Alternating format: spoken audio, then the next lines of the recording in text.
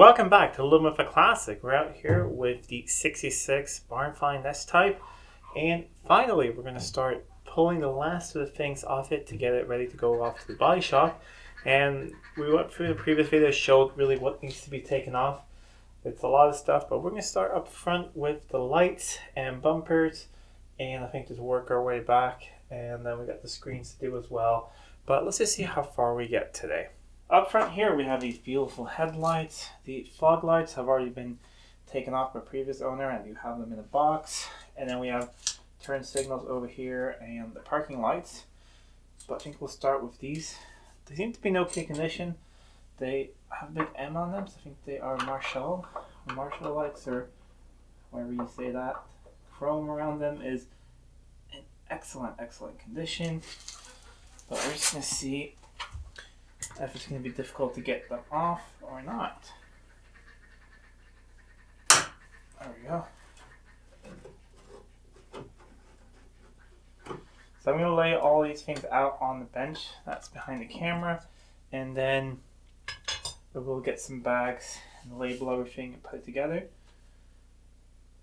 Okay. I'm going to see if I can remove everything as an assembly. I think that will be these ones here.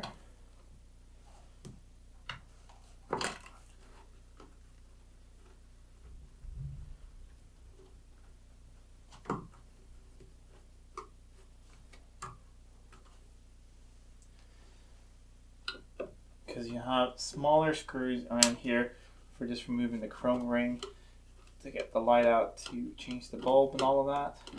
But I'm going to see if I can remove the housing and everything as a single unit. I want to keep all the parts as together as I can, and then the idea is that I'll restore everything or look it over, make sure it's nice and painted up and all of that when I'm ready to put it back on the car.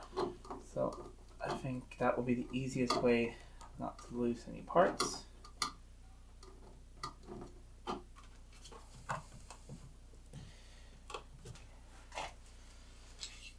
I think maybe a slight bit of persuasion. There we go. At least I hope so.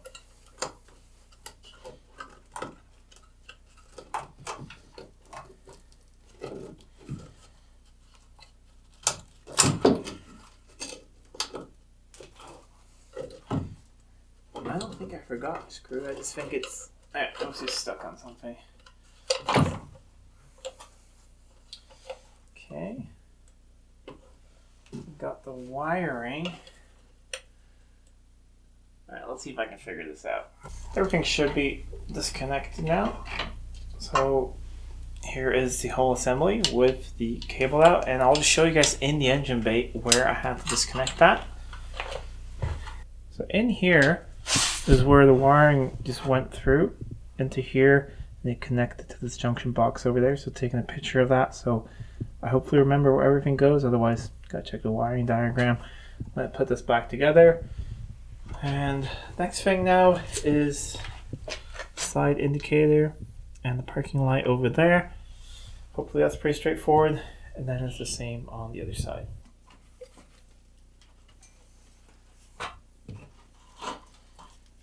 There we go.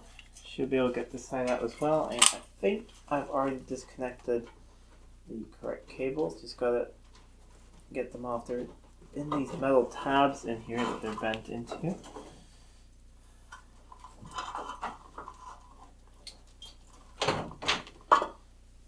There we go. That's one other light off.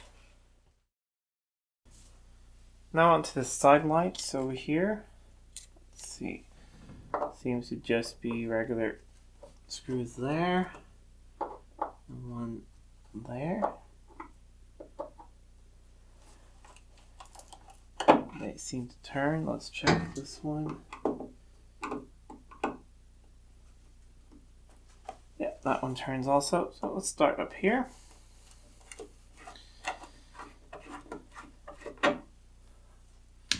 So far things are actually coming apart relatively easily. It's always a sort of special thing when you work on a type of car for the first time. I mean, the XJs and the XGSs, I've done so many things on various cars of those models over the years that everything just feels really logical, and I sort of know where everything goes and all that. So this is sort of fun. Well, I mean, it is fun just having a go at a new type of car.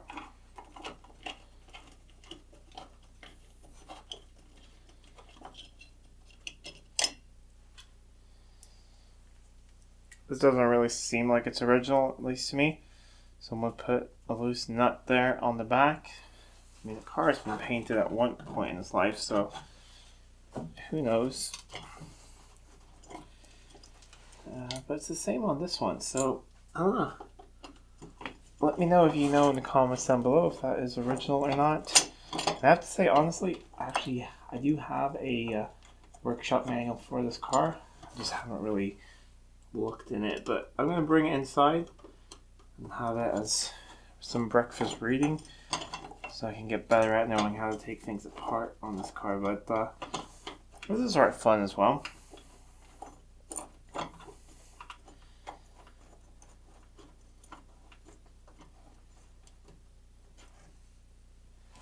There we go. This, not sure if that's original or not, but the whole screw setup, but the chrome is definitely savable. Just some light persuasion there. And we got some cableage issue again, so I'm going to leave this dangling for now, and I'll just connect it over there in a bit. Let's move on to this light.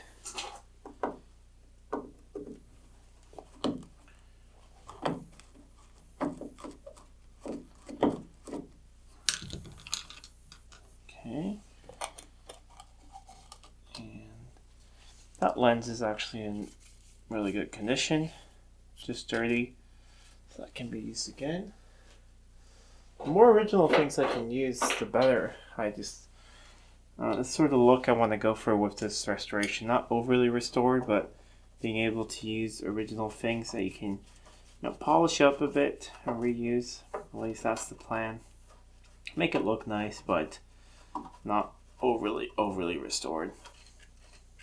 I don't know, I might take back what I said before about that not being original, because this light is held in place with the same method. So I gotta check in the manual if that is correct or not, but seems to be working. I think this should be loose now. Yeah. Just take the rubber around it. So it sort of hooks in at the back, and then just 2 screws at the front. And I have disconnected all the electrics on the other side, so it should come out.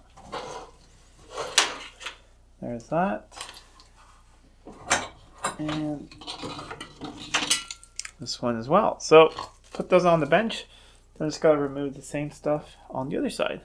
Got the other side off as well. That one put up a little bit more of a fight. Fortunately, I ended up breaking one of the lenses. So the screw holding it in was completely stripped, very soft. So I tried very carefully to drill it out, but upon doing that, this cracked. I think I already had a little bit of a crack in it. So not the best, but things happen. I will have to look for a replacement lens on that side, preferably one for both sides so they match. Haven't checked yet if they're available, but I hope so. Otherwise, I'll have to hunt for a used one. This looks, it's alright. It needs a new gasket and to be cleaned up a bit, but chrome and all that, I think it can be polished up. However, I'm not sure about these, the little parking lights underneath. They don't look very nice in here at all. And the lens is sort of so-and-so, but once you get this cover on, you actually don't see that at all. I only see the lens, so maybe I'll see if I can clean it up or not, or maybe I can get new ones. I have no idea. And once again, finding a weird array of screws that are not original. So I have to look that up. That is one other thing I did notice on this, that yes, originally it did have studs. One of them was broken, and so I understand why someone had used something else. So I'll be on the hunt for those parts, but I do have a long time to find them. So that won't be an issue, I think. Next thing is fog lights here, and I just think the cable needs to go through. I can't really find a way to get that sort of housing out, but I think that can actually stay there without any problems because there's no welding if it needs to be done in there, and I think that can be painted in place. But I do need to remove the bumper.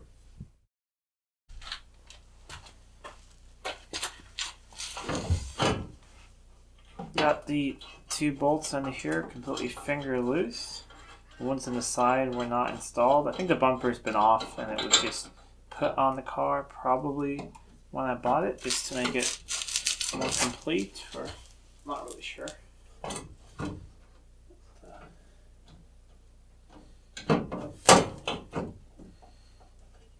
See?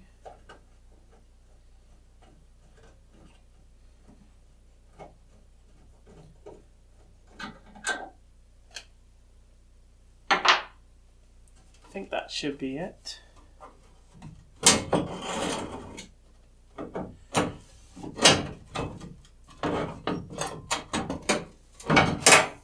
At least I thought so. Let's see what's going on. Okay, I just needed to come over that edge and the same over there. That's the front half of the car disassembled. I'm going to double check in the manual if these parts can be removed. Otherwise, I'll just pull the power cables out for the fog lights. But we're one step closer to this thing being sent off to the body shop. That'll be it for this episode. Got some good progress done, but I am going to do some research on some other things I've looked that needs to be removed. Trying to figure out how it's supposed to be removed. One of the big questions is how to get the sunroof out. That would be a fun challenge, and lots of other things. So I'm not sure if I mentioned, but really the goal is to get this car as stripped as possible before it really gets too cold outside, because I want to degrease the engine bay and spray it out with a power washer, high pressure washer, and all of that, and into the wheel wells to get all the dirt. There's a lot of mud up in here from years ago when this thing was on the road. Just get all of that off the car, and then I can put it down in the storage down there. And if push comes to shove, I can remove things down there as well. But really, I want to remove as much as I can up here because it's a better working environment. And then as soon as I get a chance, it's all stripped out, it will go up on a trailer and go to my friend's body shop to have all the welding done, painting, all of that. It should look really nice when we come back. But let me know in the comments down below if you want to continue watching the process of stripping this thing out. So I think I'm not going to do the engine bay next, but I think we're going to do the screens, front and rear, and all the chrome around. We're going to do that wing mirror, which I'm going to throw away because I don't like it, and also strip out the last of the fabric and the interior. So let me know in the comments down below if you want to see that as well. So if you like this video, please give a thumbs up, share it with friends. If you're not already subscribed to the channel, please do subscribe to the channel. It really does help out a lot. Until next time, I'm Adam, and this was Living with a Classic. I'll see you soon.